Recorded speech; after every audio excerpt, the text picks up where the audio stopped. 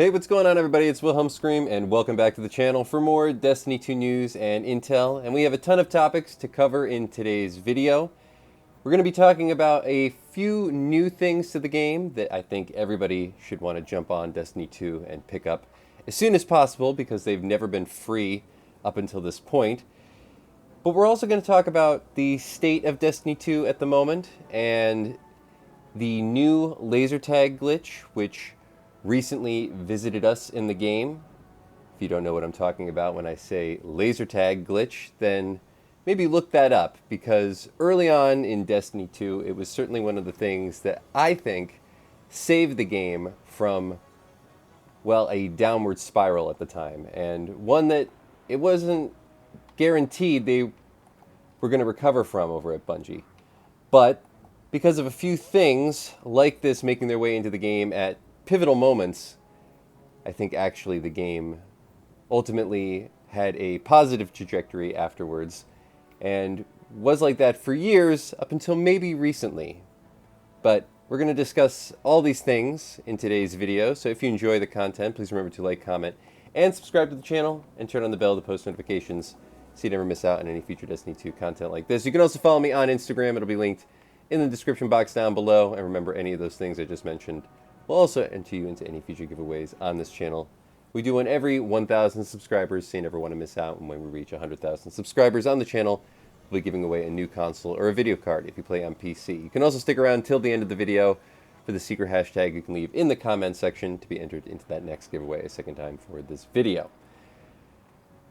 The very first thing that I would suggest everybody jump on Destiny 2 as soon as possible in order to get is over at Commander Zavala. Very rarely do we actually have a reason to visit him other than some power, but in this case we have a Mint Retrograde farm available this week. Well, not farm, but essentially all the roles on Mint Retrograde are available for a one-time pickup. Maybe you can get 2 of these. I know you can get 2 pieces of armor every week. I think you can maybe only get 1 weapon, if I'm not mistaken, but some good ones to pick from. And these are only tier 4, but that's still really, really good. Know that I think that the hype around tier weapons, it's a little bit overdone. If you get the right roll, even on a lower tiered weapon, it's still going to be good. Even the old school Adept or Enhanced weapons are still very, very good when paired or compared to the higher tier weapons. The thing that you get from a tier 5 is you get a little bit of a damage buff, but it's very small after tier 4, and you get all the options. But if you get the right options, still really good. As far as these options go, we have a bait and switch with chain reaction and rewind rounds.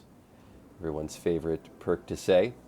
This also has a high implosive ordnance on it, so I would say this is a really good roll if we can compare it to the one that I have at the moment. Let's just see, where's my mint? Oh, do I have it on? Oh, no, there it is. So this is the one that I have, a tier 5. I run it with hatchling and chain reaction, but I also have bait and switch and rewind rounds. I might do a combo of these at times. I prefer to have these 3 in combination for AoE attacks. I would give my roll a 10 out of 10, at least for what I like. So when comparing that to these, I would say that the first one is a solid 9 out of 10. I would say this one with hatchlings and chain reaction is also a 9 out of 10, but maybe a more AoE focused one versus this one that's maybe more damage focused, or at least has the option to be. This one with beacon rounds and Master of Arms also has rewind rounds and the implosive ordnance. This one I would say is maybe more of a 7 or an 8, depending. We have this one with slice, which is also not bad, and rewind rounds as well as implosion rounds. I would actually give this one a solid 8. And then the last one with chain reaction, we have the stats for all and implosion rounds. Also not bad, probably a 7 or an 8. But overall, all 5 of these options are very, very good, especially if you don't have one or you have one that's lower than a tier 4. Definitely worth picking up, but like I said, if you have a really good tier 3, you know, it's still going to be very good compared to all of these. So I think most of these, just because they've given us some good rolls, will usually take the place of most players who either don't have one or have a lower tier 1. Also remember to pick up your armor this week. I do think the tiered armor is doing a lot more in creating new meta in the game than the tiered weapons are, in my opinion. I think just armor in general was long overdue for some sort of update. Weapons, we've always had that kind of continuation of, you know, there's crafted weapons, vanilla weapons, then crafted weapons, then, you know, enhanced weapons or adept enhanced weapons.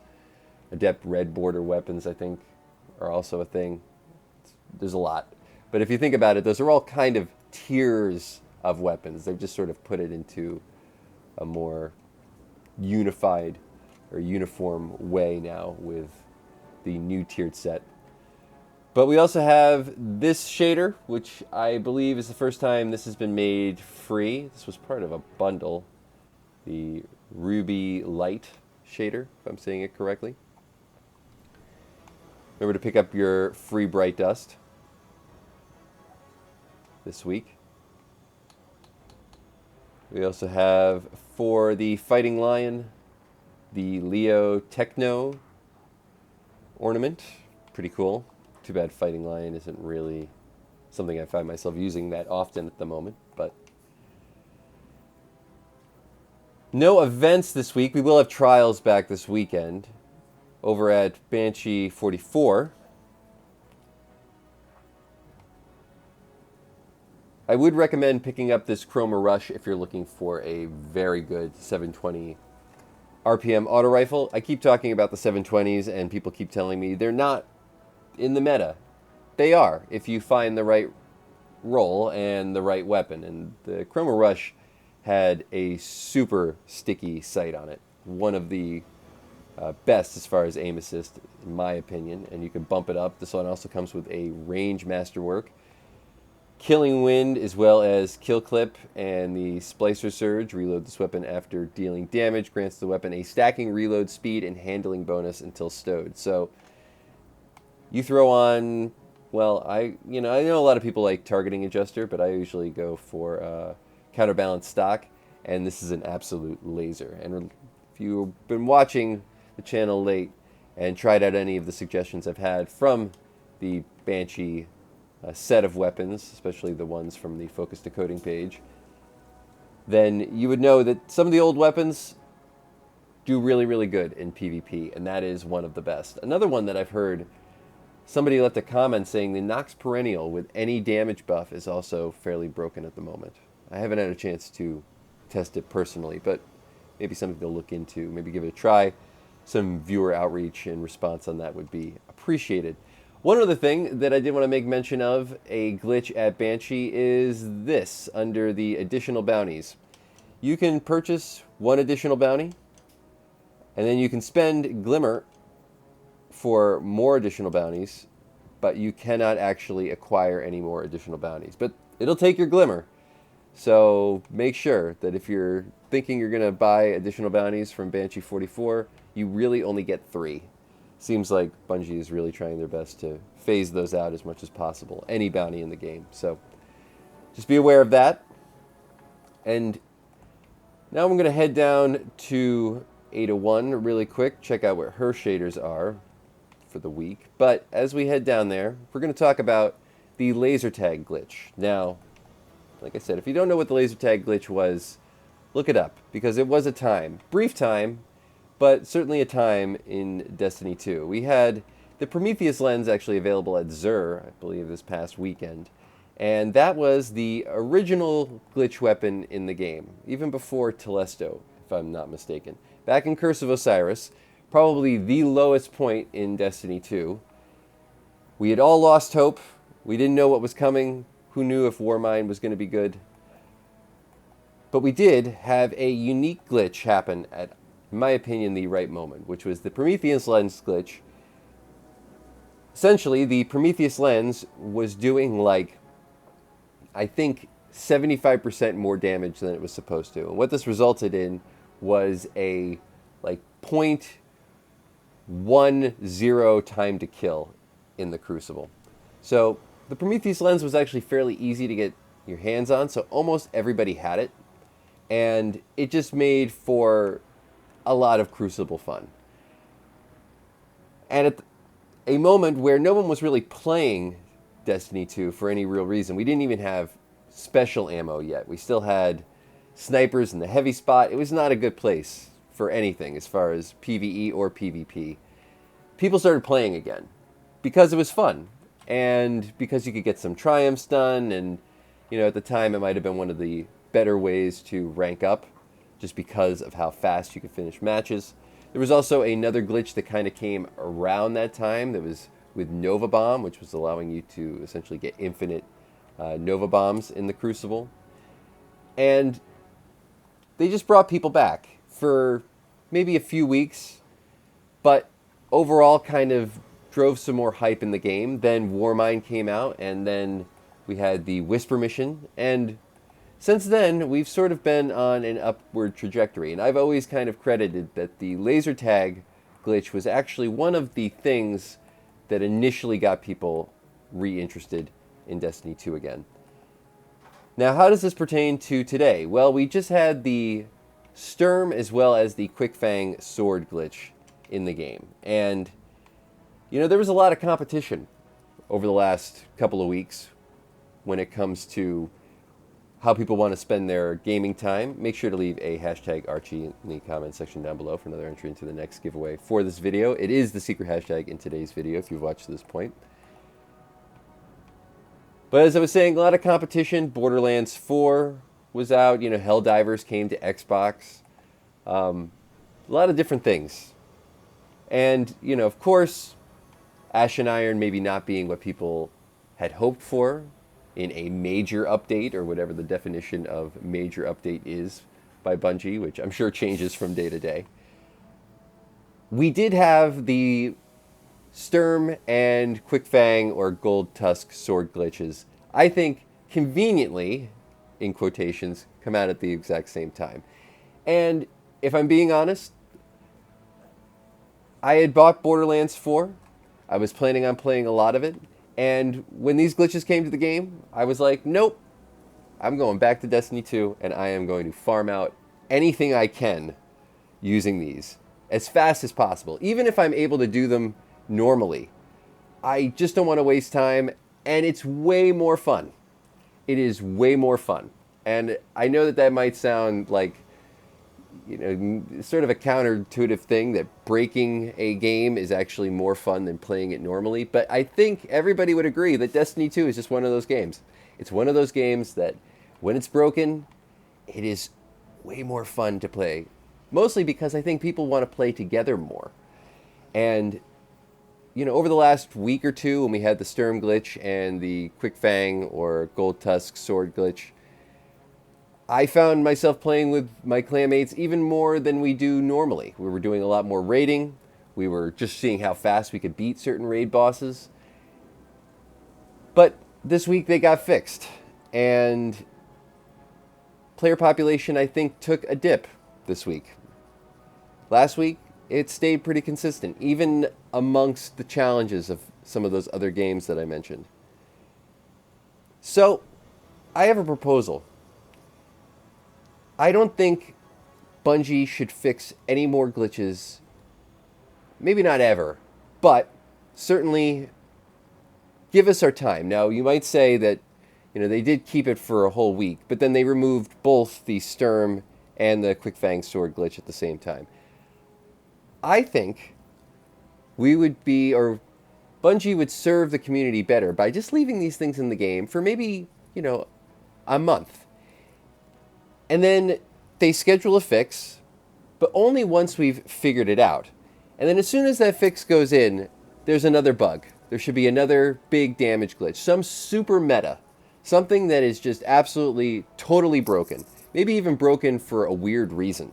Like in the way of the Sturm, that really was weird, but it didn't necessarily disengage from the actual functionality of what the weapon was supposed to do, which was get an overcharge round, and then, of course, that was using other things. It was overcharging other things, but it's not the same as a sword with no ammo just being able to, do 10 times the damage. That's a little different. But something like the Sturm, maybe, just a super meta that comes out at the exact same time. Don't tell us what it is. Just let us figure it out. And then once we do, give us a month with it. But then as soon as you fix it, another one goes in. And if you think back to D1, for those who played D1, think about weapons balancing. It never was. There was always something that was way, way more powerful than everything else. At first it was the Vex. Everybody wanted the Vex. And we got about a month or 2 months maybe before the Vex was fixed. Then it was the Last Word and the Thorn. Everybody used those in PvP, or PvP was, I think, a little bit more prominent in D1. But in any case, these things would, they would kind of get out of sorts, and then they would try to balance them, and then everything just kind of broke in another way. But it kept the game very interesting. And when it comes to things like what we had last week, I would have left them in the game at least until the launch of the new version of the Desert Perpetual raid, which, of course, is this coming weekend. So, let me know. I'm kind of curious if you think the same thing, that maybe just leaving those things in the game for as long as absolutely possible. Instead of trying to fix them as quickly as possible, leave them as long as you possibly can without inhibiting a different portion of the game. And only then, maybe switch them. But always have something like that. I think it'll make the game so much more exciting, and I think it might help, in sort of prolong the interest, at least till the launch of Renegades, which is, another one of those things that I think people are saying looks really good and are very excited for, though I love this game, am never somebody who puts all the eggs in the basket of, this is going to be good, so I'm going to, wait till then, or I'm, going to come back to the game then. I just like the game. I honestly think Renegades will probably be a little underwhelming, even though it's Star Wars and everybody loves Star Wars. I think that we've already maybe hyped it up too much, or our expectations might be just a little overblown for what we should be getting, or what we should actually be expecting to get, even though they've shown a lot of stuff. And I usually don't talk about this kind of thing, but I mean, I love it, but for the general populace, who knows? And I think people really want to think that sometimes these updates will solve all the problems that or what they've been missing from the game. Sometimes all you're missing is just an easy exploit. And that's going to be it for all the information in today's video. Hopefully you found something in this video helpful, or informational, or interesting. This is sort of a podcast. I always have to tell people that this is a podcast, where I just like to share the information that I find vital to the game at the moment, or stuff that I'm interested in, and then, talk about maybe some other topics. But like I said, hopefully you found this fun. The last thing, actually, before we finish today, that I did want to talk about, which, again, is sort of unfortunate that this got fixed, or the Sturm and Sword glitch still got fixed before, but now all the old dungeons, every old dungeon in the game, and all the old raids are now infinitely farmable. That means that if you get a boss checkpoint, you can farm that boss for the exotic as many times as you want on one character. You don't even have to switch characters. That is all raids and dungeons. That is available this week for the first time. They are now the most farmable they've ever been. So have fun with that. Also, if you are into the sword glitches like we had last week, there is still a small way to do one. You need to have a quick Fang or the gold tusk. Again, no ammo again. But you need to also have, I believe, let me just check. I think it's Doom Marchers, if I'm not mistaken. If I can go over to I believe it's Doom Marchers. But you can still do, I think, about 3,000 hits of damage with a no ammo sword, and if you have certain setups available with your auto attack and things like that, it can still do pretty well, though I don't think it's going to outpace a normal sword or really any other damage. It's not the same, but thought I'd make mention of it.